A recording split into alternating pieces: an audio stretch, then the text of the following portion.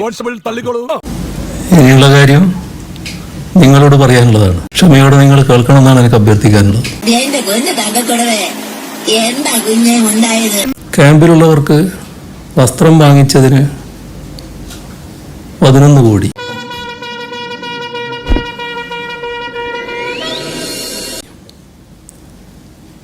Generator പ്രവർത്തിപ്പിക്കാൻ 7 കോടി,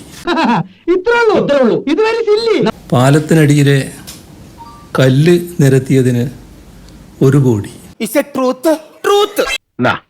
എന്റെ മോൻ പോയി തൂങ്ങിച്ചത്. ഇതിനേക്കാൾ വലിയൊരു സഹായം അച്ഛന് ചെയ്യാൻ പറ്റില്ല. മൃതദേഹം സംസ്കരിക്കാൻ 2,76,00,000 എന്നിങ്ങനെ നീളുന്നു സർക്കാർ കണക്ക്. സ്വന്തം ഇഷ്ടത്തിന് തട്ടിവിടുന്ന നാക്കെടുത്താന്ന് പറയൂ. കൊടുങ്കാറ്റിൽ ആന മാറിപ്പോയപ്പോഴും അവന്റെ അമ്മായപ്പന്റെ കോണവും മാറിയ കഥ. പിന്നീട് കൗണ്ടർ പോയിന്റ് എന്ന പരിപാടിയുടെ തലക്കെട്ട് കണക്കിൽ കള്ളമോ?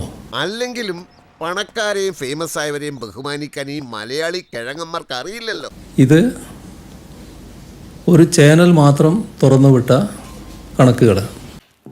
എനിക്കറിയാൻ മേലാത്തോണ്ട് ചോദിക്കുക കുഞ്ഞെ, നിനക്ക് എങ്ങനെ സാധിക്കുന്നത്? എനിക്ക് ഒരൊത്തും പിടിയും കിട്ടുന്നില്ല നിന്റെ കാര്യത്തിൽ.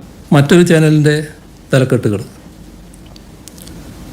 സർക്കാരിൻ്റെ അമിത ചെലവ് കണക്ക് പുറത്ത്. എന്റെ പൊന്നു ചേട്ടാ, ചേട്ടന് കഷ്ടകാലമാ, കണ്ണിച്ചോരില്ലാത്തവന്മാരാ. വളണ്ടിയർമാരുടെ ഗതാഗതം 4 കോടി,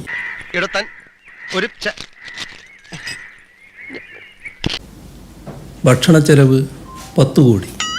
കഴിഞ്ഞോ? ഇല്ല സാർ, ഇതിനൊരു അന്ത്യമില്ലേ? ബേലിപ്പാലം 1 കോടി.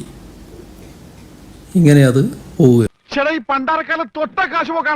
പെട്ടെന്ന് കേൾക്കുന്ന ആരും ഞെട്ടിപ്പോകുന്ന തരത്തിലുള്ള കണക്കുകൾ.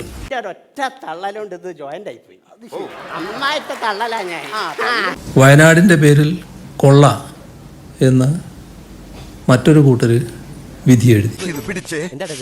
സ്വന്തം പറയാൻ എന്റെ കയ്യിൽ ഇത് മാത്രമുള്ളടാ. ഈ അണ്ടർവെയർ ഒരു ജനലിൽ കൂടി ഞാൻ തരാം.